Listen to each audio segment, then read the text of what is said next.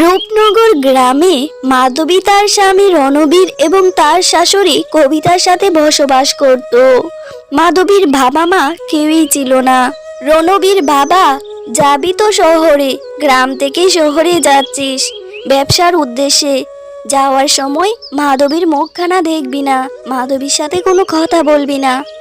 ওর সাথে কথা বলে ওর মুখখানা দেখে গেলে তোর ক্ষতি হতে পারে। এই মেয়ে অপয়া, তোকে আগেই বলেছিলাম একে বিয়ে করিস না, তুই আমার কোনো কথা শুনলি না। এত সুন্দর রূপ দেখে বিয়ে করে নিলি।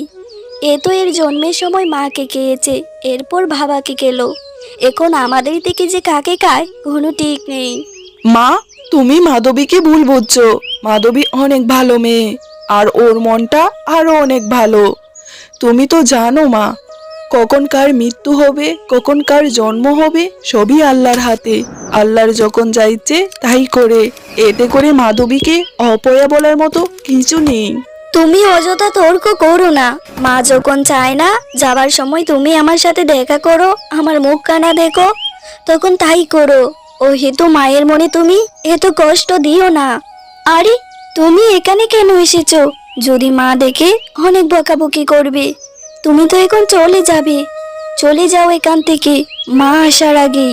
মাধবী, আমার মা আগের যুগের মানুষ, তাই এত কিছু বুঝে না। সে কুসংস্কারে ডুবে আছে। আমার মায়ের কথায় তুমি মন খারাপ করো না। আমি আমার মায়ের কথা শুনছি না। আমি যাবার সময় তোমার সাথেই দেখা করে যাব, তাই এসেছি।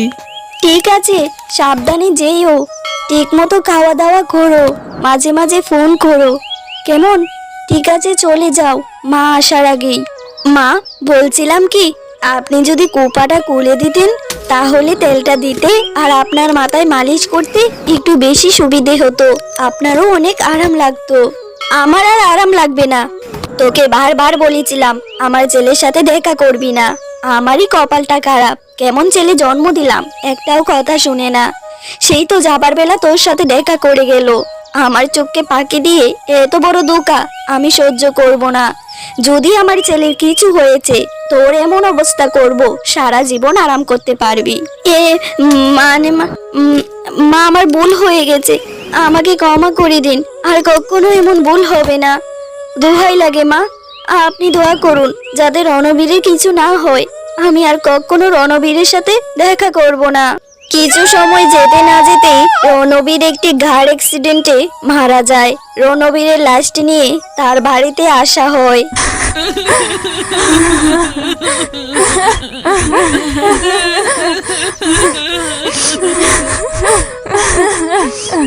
শুধুমাত্র তোর জন্য এমন হলো। তোকে আমি বারবার বলেছিলাম তোর এই অপয়া মুখটা আমার ছেলেকে দেখাবি না। কি দরকার ছিল এভাবে দেখানোর? দেখলি তো কি করলি তুই। আমি তোকে কোনোদিনও ক্ষমা করব না, কোনোদিনও না।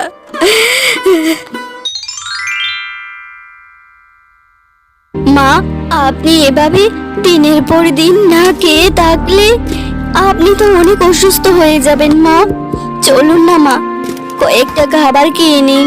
এভাবে থাকলে অসুস্থ হয়ে যাবেন। আপনার ছেলে উপর থেকে সব দেখছে, ও যে অনেক কষ্ট পাবে। মা, তুই আমার সাথে একদম কথা বলবি না। আমি তোর সাথে কোনো কথা বলতে চাই না। তোর জন্য আমি আমার ছেলেকে হারিয়েছি। আমার ছেলে যদি এটা উপর থেকে দেখে, দেখুক। আমি বারবার বলতাম তুই অপয়া, এবার তো উপর থেকে দেখছে আমার কথা, হয়তো এখন বিশ্বাস করতে পেরেছে যে তুই আসলেই অপয়া। তোর মুখটাও আমি দেখতে চাই না। মা, আপনার হাতে ধরি, পায়ে ধরি, আমাকে বিশ্বাস করুন। আমি কারো ক্ষতি চাই না। আমি সব সময় চাই সবাই ভালো থাকুক। সত্যি বলছেন মা, এতদিন আমি বিশ্বাস করতাম আমি অপয়া নই, কিন্তু আজ আমি বিশ্বাস করি আমি সত্যি অপয়া। তা না হলে কি জন্মের সময় মা মরে, এরপর বাবা মরলো, এরপর এখন আমার স্বামীটাও আমাকে ছেড়ে চলে গেল।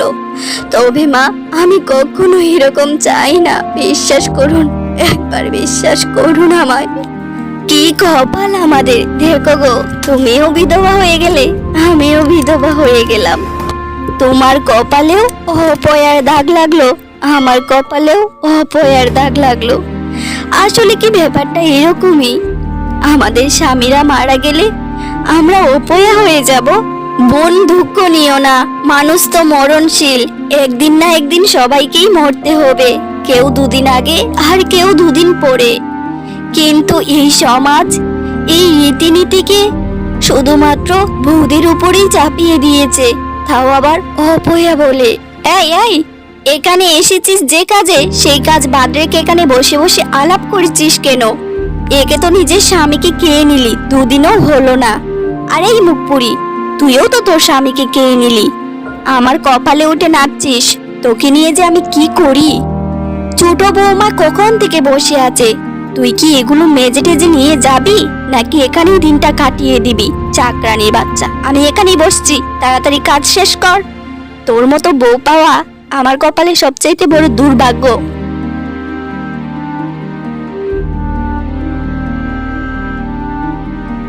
না না মা, আপনি এমন কথা বলবেন না।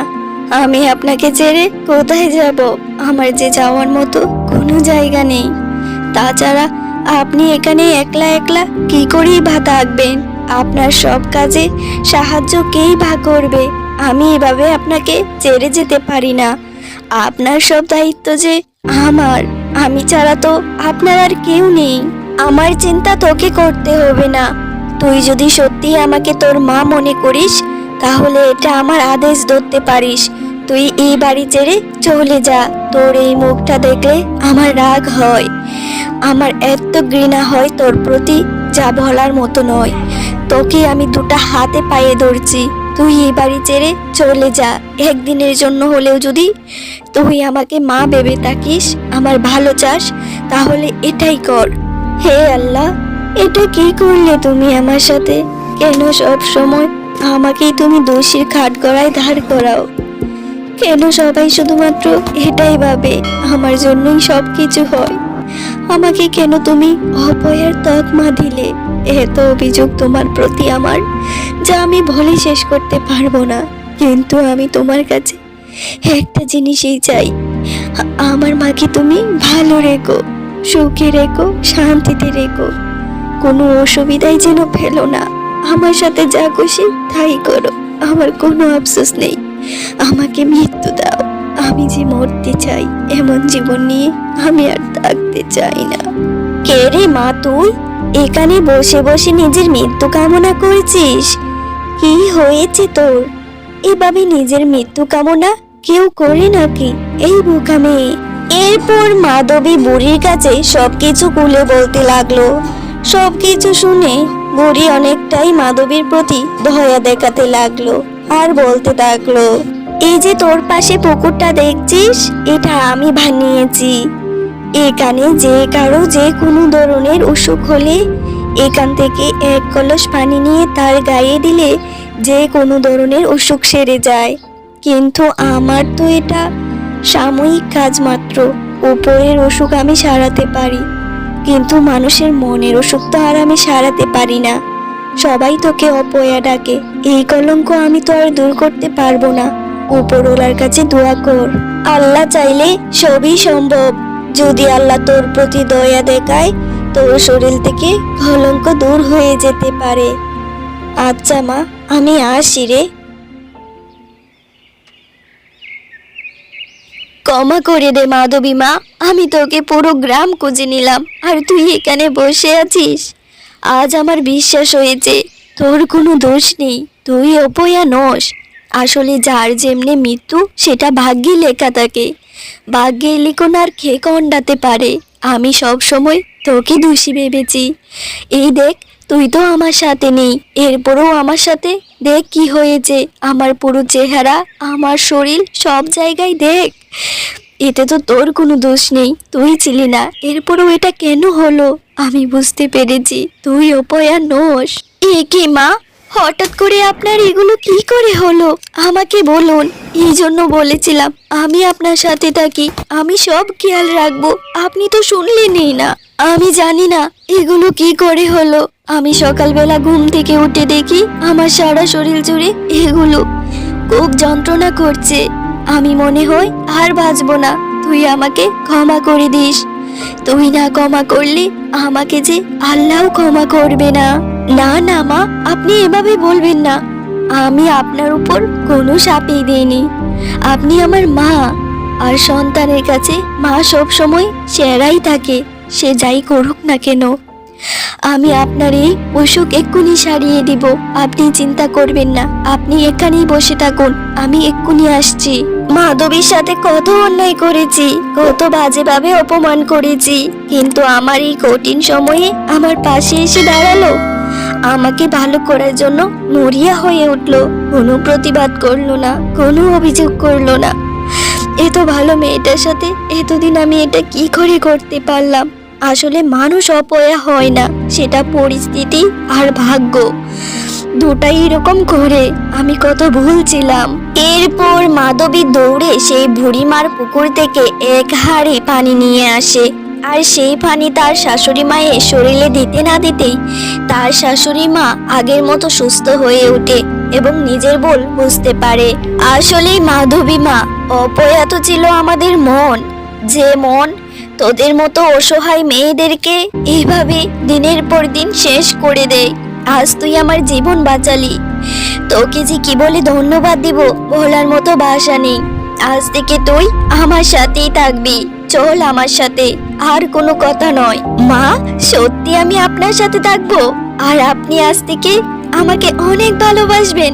ধন্যবাদ মা, চলুন এক্ষুনি চলুন। এরপর মাধবী ও তার শাশুড়ি কবিতা দুজনে মিলে মিশে সুখে শান্তিতে দিন কাটাতে লাগলো। এরপর থেকে মাধবীকে কেউ আর অপয়াও বলতো না। আপনাদের যদি আমার ভিডিওটি ভালো লেগে থাকে, লাইক কমেন্ট সাবস্ক্রাইব করতে ভুলবেন না। সবাই ভালো থাকবেন, দেখা হবে পরের গল্পে। ধন্যবাদ, আল্লাহ হাফেজ।